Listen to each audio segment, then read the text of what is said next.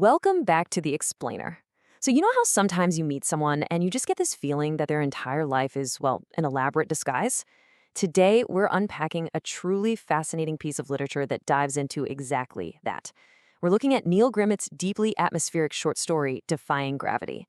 And what makes this story such an absolute masterpiece of tension is how it completely plays with our expectations. On one hand, we're thrown into this hyper-dangerous, explosive setting where a literal catastrophe could happen at any millisecond. But then, on the other hand, the story brilliantly contrasts that massive external danger with the very quiet, very internal collapse of just one man. It's essentially a character study, but wrapped in an absolute pressure cooker. Okay, we've got to start right off with this quote, because it perfectly sets the scene. If England's the arsehole of the world, then this place was 10 miles up it. I mean, that tells you everything you need to know, right? The story takes place in an explosives factory, and this quote just nails that gritty, darkly comedic, and relentlessly hostile tone of the environment. The workers here are hyper-aware of the danger they're in. They're dealing with volatile chemicals that could, quite literally, send them defying gravity. The narrator establishes right out of the gate that this isn't just a tough place to work. It's this forgotten, perilous corner of the world where survival is basically your only real job description. So, that brings us to part 1. Welcome to the wasteland. The author builds this incredible tension immediately by describing a setting so hostile, it feels almost post-apocalyptic. I mean, the actual geography of the factory is designed around the constant looming threat of death. You've got these blast-reducing, zigzagging tunnels and buildings literally buried under huge earth mounds. Why? So that if, or honestly when, an explosion happens, the blast is forced upwards rather than outwards. It's an entire ecosystem built on impending doom, which keeps both the reader and the workers constantly on edge. The narrator describes the night shift workers coming off the rotation as looking like vampires who have failed to feed. That's such a vivid way to illustrate the extreme physical and psychological toll this place takes on the veterans. They're ashen, they're drained, they're mean. This isn't a place that builds character. It's a place that slowly strips away your life force. Now, to fully grasp this environment, think about the dynamics in your own workplace. And then imagine the absolute apex of a dangerous hierarchy. They call them the nitro men. These are the guys who handle the absolute most volatile substance in the factory, nitroglycerin. They're described as this huddled, silent group of white-haired men who are given a massive wide berth by absolutely everyone else. And it makes sense because the chemical they work with doesn't care about patriotism or profit, it's just highly unpredictable. The very existence of the nitro men establishes the extreme, omnipresent physical danger in the air. Everyone just leaves them alone, praying they're nowhere near them when the chemicals inevitably wake up. Which leads us to part 2. Enter the anomaly. Into this incredibly delicate, perfectly balanced ecosystem of fear and survival walks a completely new variable. A guy who absolutely, positively doesn't fit in. Imagine the seasoned factory workers, right? They're gritty, hyper-aware, clad in all their careful safety gear. Now, contrast that with our new arrival, a guy named Harry.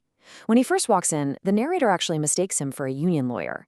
He's an older guy, late 50s maybe, with a ruddy red face, wearing a brown suit, and speaking with this booming, posh voice. Oh, and beneath the suit, baggy white longzons and a string vest. He doesn't look anything like a laborer. He looks wildly out of place. And in a world like this, being an anomaly usually gets you killed. And that brings us to his immediate incompetence. In this factory, the rule is safety first, and the consequences are grave. We're talking no zips, no buttons. Every piece of clothing must be tied with loops of cloth, because even a single metal spark or a dropped button contaminating the chemicals could blow the entire facility sky high. The narrator first notices Harry's dangerous incompetence when he watches him just invent his own flawed, convoluted way of tying these mandatory spark-free clothes. He doesn't ask for help, he just assumes he knows best. Honestly, it's a terrifying first impression. So naturally, we move to part 3, red flags and rogue variables. Harry doesn't just struggle with his clothes. The guy is a walking red flag. The narrator actually begins to log this escalating series of psychological warning signs that builds this really fascinating mystery around who this guy actually is. Right on day 1, he gets entirely lost in the factory maze. Then, during a safety demonstration where a small piece of explosive screams and burns brighter than a star, Harry shows absolutely zero fear, which is deeply unnatural. Later in the canteen, he brazenly crashes his tea tray down right next to the isolated, super dangerous nitro man. And get this, his hands shake so violently he can't even hold a cigarette to a safety lighter. Finally, When the charge hand tries to correct him on safety protocols, Harry just argues back smoothly, like a convincing salesman. These bizarre behaviors just keep stacking up, building this profound sense of impending fiery doom. And his reckless disregard extends even to their downtime. The workers play this cutthroat, trick-taking card game called euchre. During one match, Harry actually becomes the narrator's partner, but he plays as if the narrator doesn't even exist. He consistently wastes his own trump cards to beat his partner's already winning aces, for literally no strategic reason. He just wants to win the hand himself, completely disregarding the entire concept of partnership. This selfish, totally illogical way of playing earns him the nickname Trumpy, which is just a perfect illustration of his total disregard for rules and cooperation. Now, what's really interesting is the reaction when a female visitor arrives to do a study at the factory. The contrast here is staggering. Usually, the factory crew is super coarse, swearing, totally vulgar, but the second a woman arrives, they tuck in their shirts, hide their magazines, and act like absolute perfect gentlemen. They genuinely respect her presence. Trumpy, on the other hand, does the exact opposite. He drastically overcompensates by telling these vile misogynistic jokes loudly enough for her to hear. It's as if he's terrified she might see right through him. It reveals this deep, defensive insecurity, like he's throwing sand in her eyes to hide his own flaws. Moving right along to part 4, the anti-climax. So at this point, we've been waiting for the external threat of the factory and the internal chaotic threat of Trumpy to finally collide. We are absolutely expecting an explosion. But the author completely subverts our expectations. The stakes are impossibly high. As the narrator observes, for company, I have a rack full of rocket motors, like a sleeping dragon that may or may not have decided to wake. This highlights this seemingly mundane, slack period on their shift. They're just sweeping floors, trying to look busy, all while standing right next to literal rockets that could atomize them in any given second. The tension is at its absolute peak. Let's actually track Trumpy's final day. In the morning is just that slack period. By midday, Trumpy is thrilled because he somehow managed to game the system and get a chit for lightweight officer's brogue shoes, entirely avoiding the heavy steel-toe boots everyone else is forced to wear.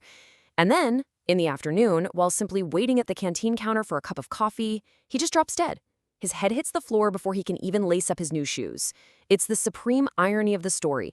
In a factory deliberately designed to blow you to atoms, surrounded by sleeping dragons, this reckless anomaly of a man dies of completely natural causes. Which brings us to our final section, Part 5, Shattered Illusions. Now, you might think Trumpy's death is the end of the story, but as the narrator points out, it's actually the true beginning. Trumpy's sudden, highly mundane death opens the floodgates to the truth about who he really was.